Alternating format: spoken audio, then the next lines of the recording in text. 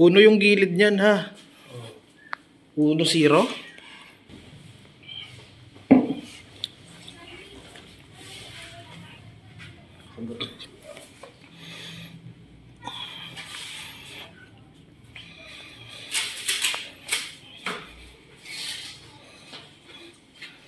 Maaga ka rin ba dito, ma'am?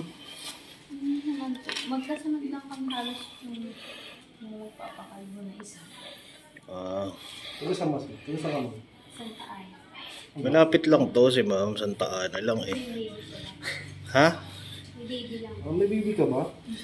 Ba't sinabi mo sa akin kanina, ma'am, di sana ngayon ka talaga sa salang. Ito ka lang ba mo? Hindi ko na lang. Kala ko 16 ka pa lang. Hindi mo. Hindi mo pwedeng bata lang talaga. Baby face. Pagdala yung bus ko dati eh. Sa may Silais. May dala pang helmet si ma'am. Ano ba yun, ma'am? May service ka? Hindi, sa angkas. Bakit? Wala ba sila sariling helmet? Hindi kasi akala ko kailangan. Kasi Hindi, sabi rin kasi ng rider, magdala na rin kasi baka daw yung iba walang dala. Kasi sarado yung Tapos yung anak mong bata yung papakalbo. yung may... Di ba may... Dun sa may ano pala. Iikot pa pala. Ginagawa. Iikot pa pala. So, yun na ma'am. Same kayo ng gupit, ma'am, ha? Ayan, pakitignan mo yung gupit niya. Pag di mo nagustuhan, no choice ka. Ang dinahan siya na eh. Oo, pag di mo nagustuhan, yan lang din naman ang option mo eh.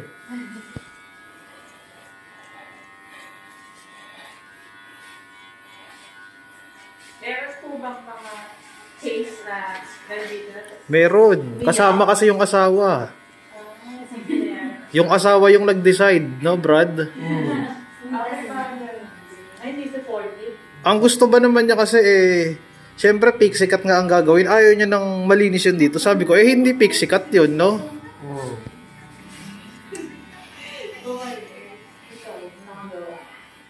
Alam mo ba, sabi pa niya, ma'am, nag-demand pa siya sa akin ng presyo. Binigay ko. Tapos kung kailang nandito na siya, yun, sa kanya sabi, sir, pasensya na, ayaw kasi ng asawa. Kaya talaga rules ko, ayoko nagsasama ng asawa o boyfriend yung mga nagpapagupit eh. Kasi giging sa gabal nga sa desisyon eh. Kumbaga sa ikaw, decided ka na, tapos yung kasama mo, biglang aayaw. Kasi may mahina sa ibang opinion eh. Parang, Oo. doon na lang isip nila din. Meron pa nga, nagwala rin yung asawa dyan, ano, Brad? Yung nagkakatok naman. Bakit? Dahil sa gupit? Oo. Tubo na kasi ang bulo. Hindi siguro aware hindi siguro niya nasabi sa asawa niya yung gupit na gagawin sa kanya. Kaya nagulat yung lalaki. Nag-iwalay na nga eh. Nag-iwalay sila ng lalaki dito eh. Ang gaya sa lupit, hindi wala yan. Sabi ng babae, wala akong pakalbo sa kanya. Meron din akong case, ano, Brad, naalala mo yung kalbo? Yung kalbo, no? Yun ang isa sa mga worst, ma'am, nagpakalbo yung babae. Ayaw ng lalaki. E sabi ko sa kanya, ma'am, hingi ka na lang ng pera sa asawa mo. Wala nga pong binibigay, sir, sabi niyo. Magkano yung offer sa akin? O, doblihin mo. Sige, bayan ko papakalbo. Oo. Yun nga ang nilalaban niya, sabi niya, sir, hindi naman ako binibigyan yan eh. Tapos pinipigilan ako. Oo. Asawa na ba, kasal? May anak na nga sila eh. Oo. Kaya mo bigyan. Ayun na sabi ko, kung ayaw kong payagan ng jowa mo, edi sa jowa ka humingi ng pera, hindi yung ikaw pagagawa ng paraan. Ibabahan na dito. Doblihin mo. Mahal mo ako? Pipigilan mo yung desisyon ko. Case to case kasi to, ma'am, yung iba, gipit talaga, walang pera. Yung iba naman, trip lang Pero magpa-exit. pinapakinggan naman yung buhok ng reality. Tignan naman yung mga yan, ma'am, sa taas. Diba? Gusto ko nga may ahit. Pwede ba yun? Kaya di, lagyan natin ng linya, no, Brad? Oo, gusto ko kuya. Pwede ba yun? Pwede. May nakita ko yan sa Pinterest. Gusto mo, pangalan ng asawa mo eh. Ayoko. Hindi ko kailangan. Iyan mo siya.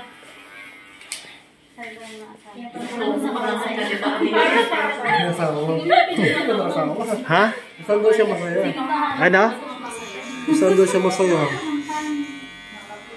Siya pinipigilan. Yun nga kasi yan, pag pinigilan kayo,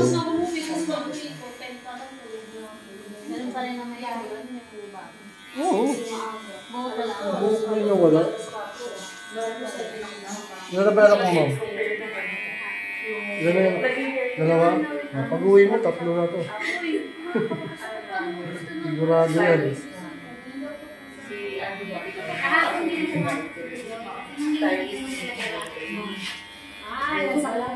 So, kasya doon?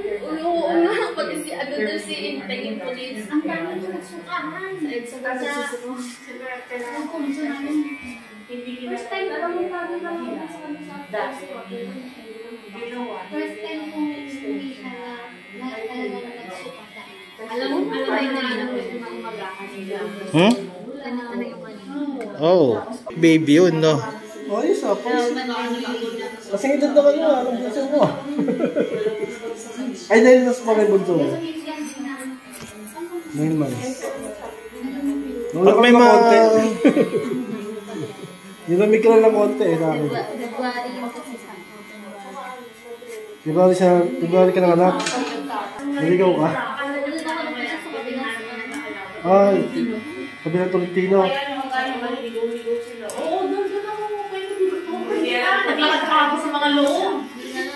Ako nga, nanunundo pa eh. Sinundo ko pa yung dalawa eh, yung nakaitim. Oh. Sipin mo naman, trabaho ko na nga taga-hanap ng sponsor at ano. Pag ako nainis, ako na lang maghahanap para sa sarili ko.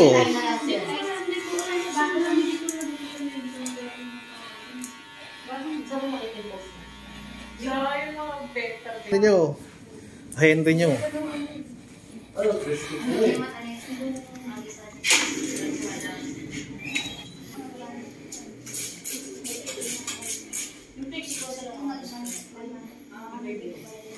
Sino?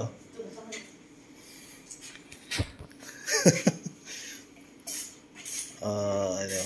Pakusapin niyo si ma'am kung ano. Kasi ako hindi ko ba nagbalis-pela pa ako. Pero dyan siya susunod, sir. Kasi nakita ko, susunod na siya kayo. After pa ng mga kalboji. Yun? Ko?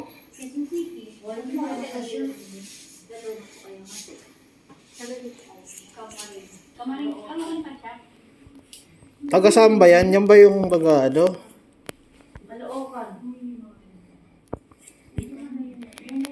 Wala naman may baby kayo. Wala naman baby.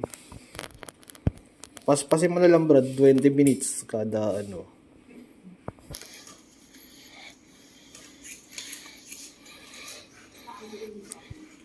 Tayo na kasi pupunta pa ako ng ano eh. Busy.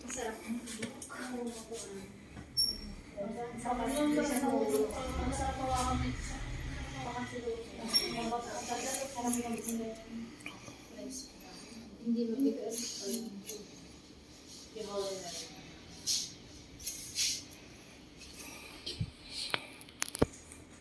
naman totoo yung ano, no? Hindi nagtatampo. Biglang hindi naman ng magtiba niyan. Hindi naman, no? Yung Tingnan totoo mo si yun. ano?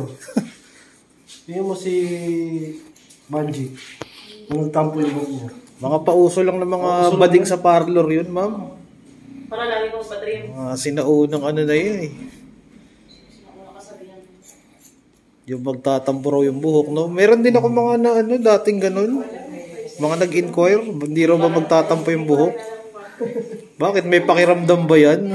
Pero nga dito nakatatlo na eh. Nakatatlo Oo, na siya. meron. Nagbenta 3 beses na. Tatlong beses is year. Pagaya nung gupit ni Katy Perry. Yung pinakamaiksi ni Katy Perry. Yun, ganun ang ginawa niya. Parang spiky. Ano lang na, ano ba, di ba? Kasi ano lang, tubig. O kaya ano, Wax. wax. Yung mga ganitong gupit mamaganda to pag may kulay. Oo nga eh. Pakita ko sa inyo mamaya yung nagpagupit ng ganito na may kulay. Yung si Kimberly, no, Brad, pakipakita ko sa kanila. Papakita ko sa inyo mamaya yung ganitong cut na nagpaano.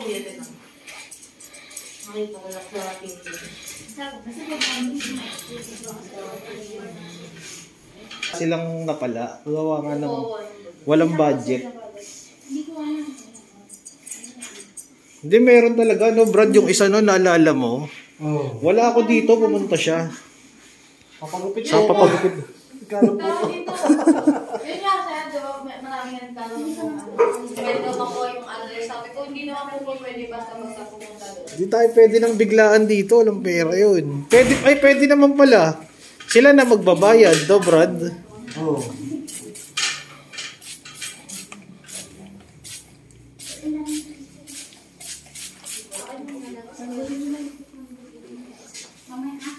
Mamaya mo nalinisin, ha?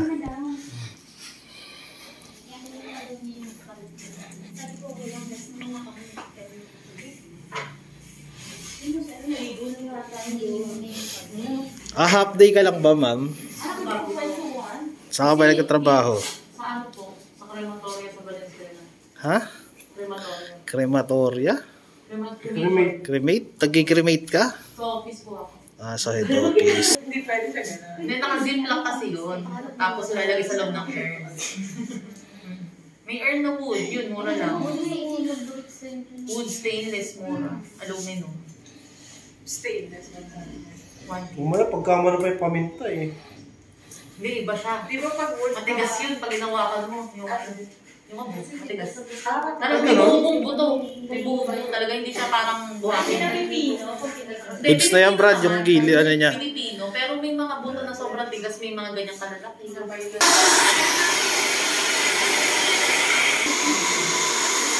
ano.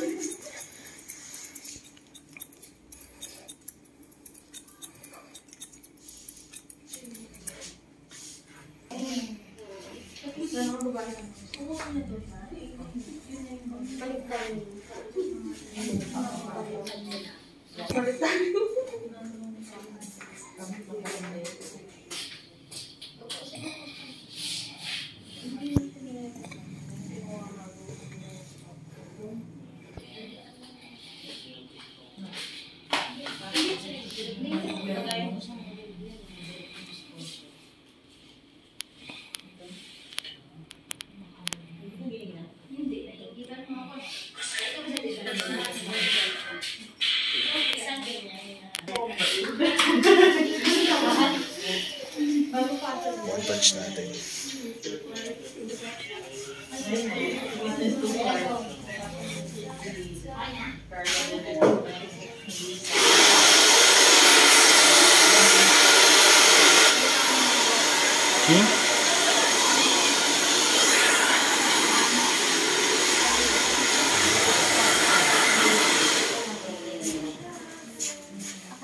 Oo, ma'am, dito ka, ma'am, dito. Ayan.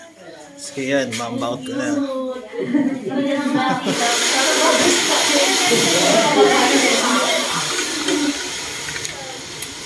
Pagliko mo lang dyan, ma'am. Yan, okay na.